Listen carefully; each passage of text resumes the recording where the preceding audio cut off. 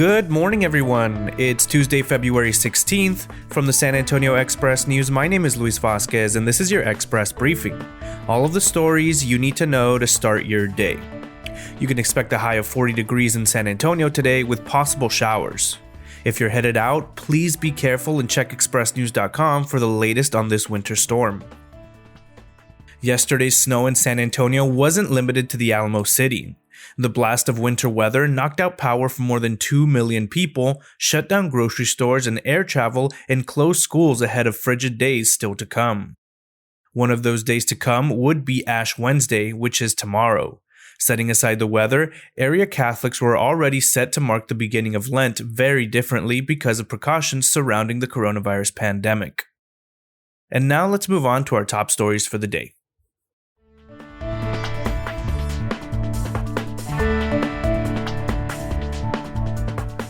Even among San Antonians who'd heeded plumbers' warnings, trickling faucets overnight to prevent pipes from freezing, the record-shattering cold meant that many residents still awoke to frozen pipes. It was the first for many San Antonians. Low temperatures in the single digits, a blanket of ankle-deep snow, icy and impassable roads. Residents filled social media with rare photographs of snow covering trees, homes, and cars. Then flooded those same online forums with questions about plumbing problems that arose overnight. Until the pipes thaw, many San Antonians currently without running water may have no way of knowing whether their pipes have cracked and where the leaks may have occurred, said Dano Pago, who's worked as a plumber for 35 years. Read his money-saving tips over at expressnews.com. A powerful winter storm unlike anything seen in 31 years, when temperatures fell to 6 degrees in San Antonio, left a thick carpet of snow on top of a layer of ice across San Antonio and the Hill Country on Monday. As bad as the storm was, even greater dangers loomed after dusk into today, when the radiant heat of the sun no longer melts ice from roofs and roads, and when temperatures nosedive, turning slush into deadly ice. San Antonians awakened Monday to see 3 to 6 inches of powdery snow and to feel bitter cold that shattered record low temperatures not seen in the Alamo City since December 22, 1989. Read more about the historic snow day and see more pictures over at expressnews.com. Governor Greg Abbott has spent much of the past 6 months focused on police defunding and trying to make sure every other Texan is focused on it too. On Twitter and in televised news conferences, the Republican has railed against the city of Austin's efforts to scale back and restructure police spending and called on legislators to craft a law so onerous that no city or town would dare cut its local law enforcement budget again. But while Abbott has provided plenty of rhetorical kindling, lawmakers have yet to rally around any of his policy prescriptions, and the path forward could be a slog. Find out why in Jeremy Blackman's latest article. Marshall Perez is an outside linebacker on the Churchill Chargers varsity football team. During games, he's focused, keyed in to disrupt the unfolding play. After the quarterback takes the snap, the tall, lanky defender is off, dashing across the field to tackle a running back or prevent a pass. The crowd consensus, number 25 sure can get to the football. Between downs, Marshall scans the sideline for defensive coaching staff members, communications facilitator Kara Ricci, and defensive coordinator Luke Moody. For the past 5 years, Ricci has used American Sign Language to signal defensive plays and adjustments to Marshall for every huddle, practice, and game. You can read Marshall's story over at expressnews.com.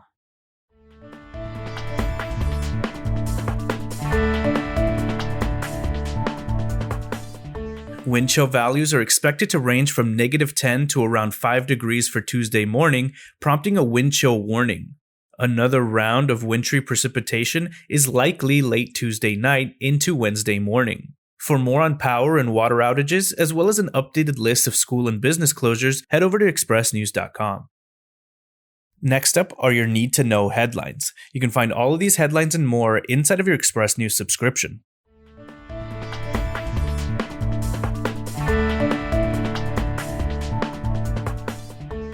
Unable to clear the snow from its runways, San Antonio International Airport canceled all departing and arriving flights Monday and Tuesday, stranding thousands of passengers. Millions of households in Texas are suffering rolling power blackouts for the first time in a decade as unprecedented Arctic freeze wrought chaos in U.S. energy markets. The Spurs rodeo road trip is on pause after the NBA announced Monday that Tuesday's game with the Pistons in Detroit has been postponed in accordance with the league's COVID-19 health and safety protocols. Last month, President Joe Biden signed an executive order creating an extra 3-month enrollment period for the Affordable Care Act, which is now open and runs through May 15th. Opportunities to work remotely, skip commuting, spread out in more space, and spend less on rent prompted some residents to move further away from San Antonio's urban core last year, according to a report by the San Antonio Apartment Association. At least 3 former San Antonio federal prosecutors are looking to fill the post of the top federal law enforcer for a huge swath of Central and West Texas. We have what you need to know about the job of U.S. Attorney for the San Antonio-based Western District of Texas over at expressnews.com. Almost a third of the nearly 11,000 people who have died in the custody of Texas police, jails, and prisons since 2005 succumbed at least in part to a pre-existing medical condition, according to a new Texas A&M University Systems Center examination. Texas is launching a $2.3 million public awareness campaign to increase acceptance of the COVID-19 vaccine. Skeptical communities are being targeted early, but the state is holding back a large media blitz until more vaccine arrives. Tens of thousands of asylum seekers who have been forced to wait in Mexico under a Trump-era immigration policy will soon be able to enter the United States to pursue their cases, according to the Biden administration.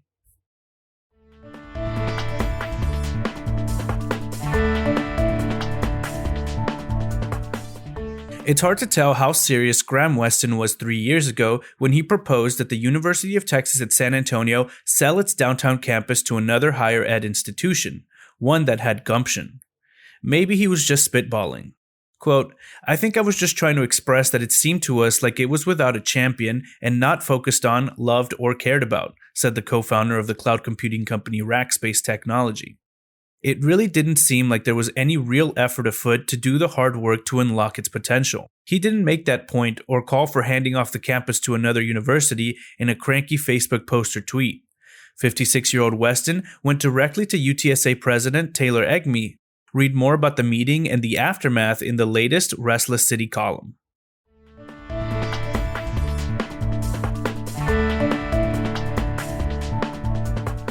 Michael and Tina Guerra's 100-year-old Sears Craftsman bungalow has a lot going for it.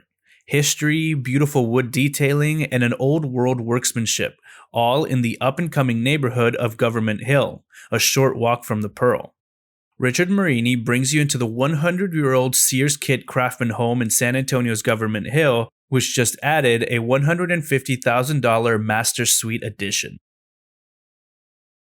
Your kitchen sponge has as much bacteria as your intestines. Paul's Cooking Tips this week brings you tips for cleaner, healthier sponges. Chuck Blount tests 6 charcoal brands to see which is the best.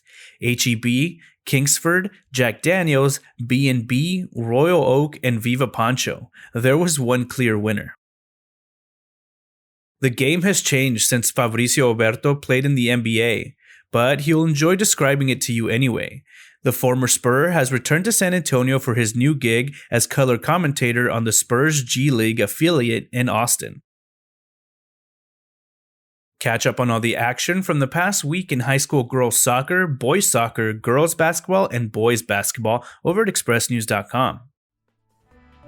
And that's all for today. This was your Express Briefing for Tuesday, February 16th. My name is Luis Vasquez. Please consider becoming an Express News subscriber to get in-depth coverage on all the stories you heard today.